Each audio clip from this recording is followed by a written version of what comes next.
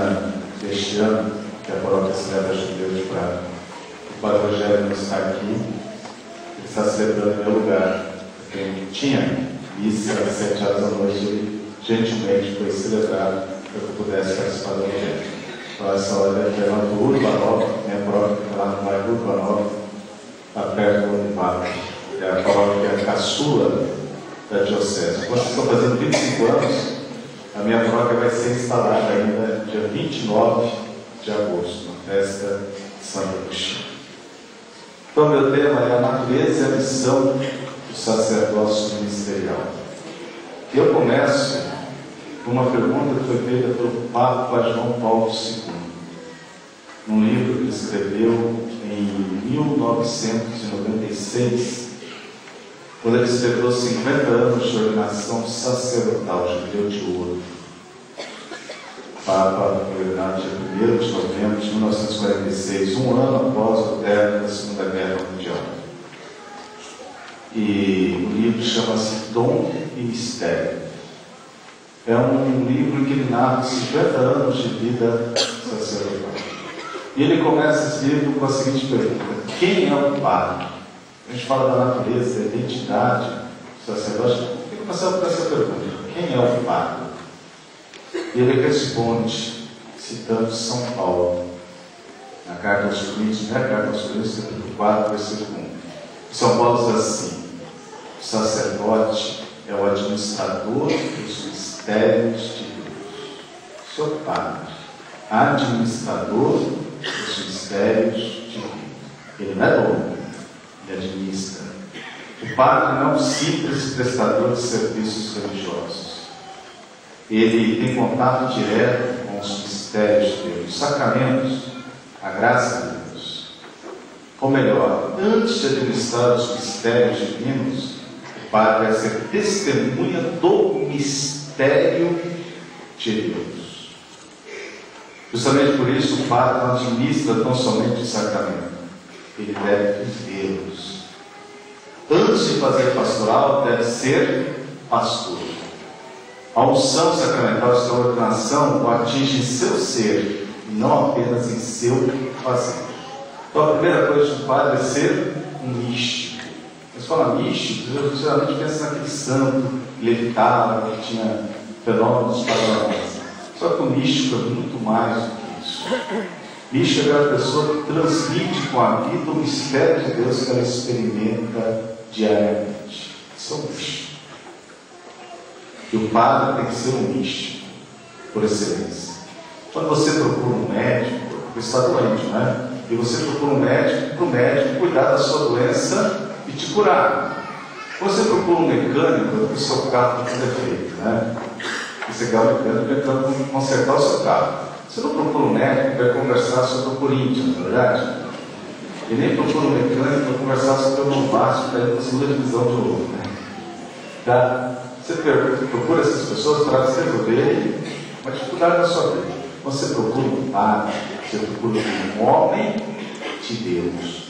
Alguém que conhece a Deus, que fez a experiência do mistério de Deus e que é capaz de te ajudar também a fazer essa experiência do mistério de Deus. Seu sacerdote transmite Deus às pessoas, ajuda as pessoas a chegarem até Deus. Essa é a identidade do padre. Se o padre perder isso, perdeu tudo. Não tem mais sentido. Por isso, tudo no padre é sacerdotal. Toda a existência do padre é marcada pelo mistério de Deus. Isso fica muito evidente na nossa ordenação sacerdotal. Tem um momento da ordenação que o bispo diz para nós, padres: conforma a tua vida ao mistério de Cristo. Que a tua vida esteja conforme, semelhante ao mistério de Cristo. Que é esse mistério que nós vamos transmitir ao mundo. Tomado pelo mistério de Deus, mas sem deixar de ser humano. E São Paulo expressou muito bem essa realidade quando escreveu a comunidade de Corinto, a segunda carta aos Coríntios, quando diz assim: carregamos esse tesouro em vasos de barro. O padre tem uma dignidade enorme, mas ele leva tudo isso dentro da sua própria humanidade. Apesar das fragilidades comuns a todas as pessoas, o Padre é revestido de uma graça especial que o capacita a ser um educador da fé. Homem que leva as pessoas até Deus. É um aproximador, um paraninfo. Ele conduz as pessoas até Cristo.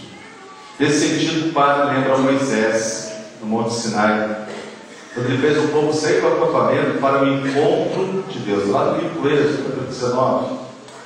É isso que o povo espera de um padre. Não só um homem que o acolhe, que o escuta com gosto, mas também, sobretudo, um homem que o ajuda a encontrar Deus, a chegar até Deus. A semelhança de João Batista, que levou seus discípulos até Cristo. As pessoas não podem parar no Padre.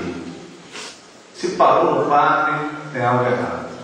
Tem que chegar até Cristo. O Padre tem que ser uma placa indicadora para Cristo.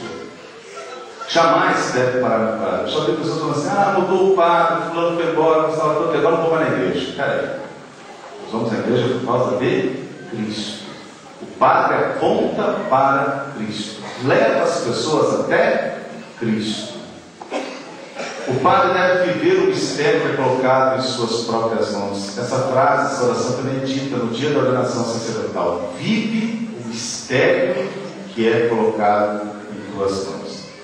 E é essa a interpelação que a igreja dirige ao Padre no dia da sua ordenação, no momento em que são entregues o pão e o vinho para o sacrifício eucarístico.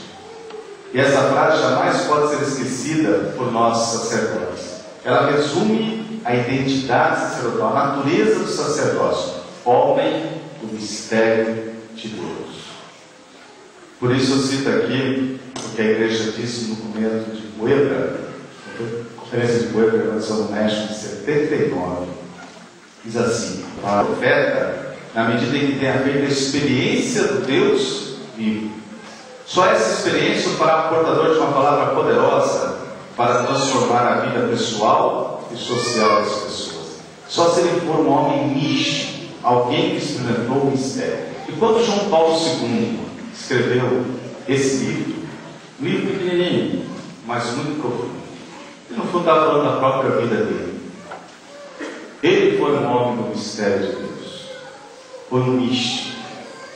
Eu vi agora há poucos dias um filme de João Paulo II, uma jornada mundial da juventude. Ele já velhinho, arcado, com mal de Parkinson, com uma bengalinha e uma imensidão de jovens à frente dele.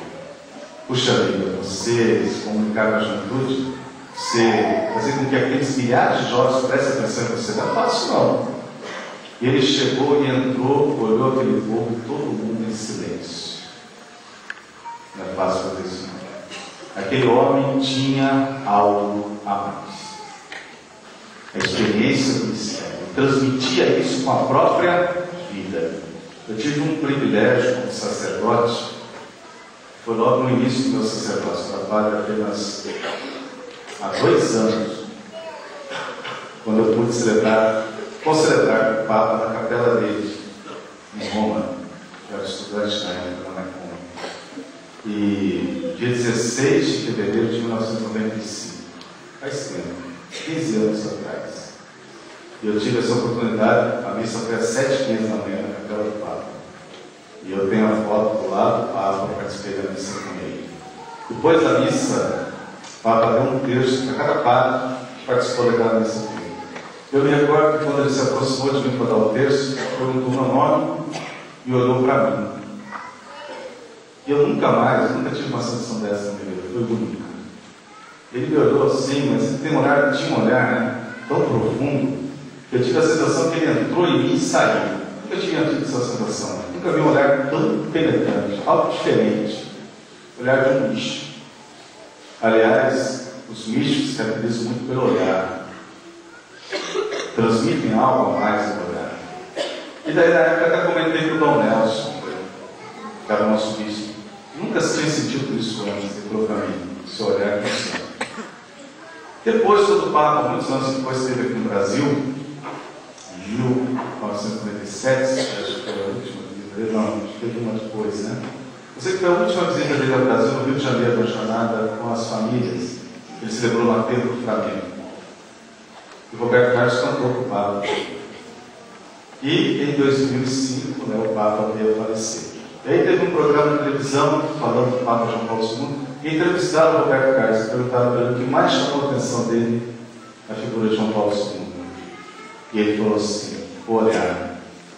Eu falei: epa, o olhar. Nunca vi um olhar tão penetrante na minha vida. Ah, então não fui o único.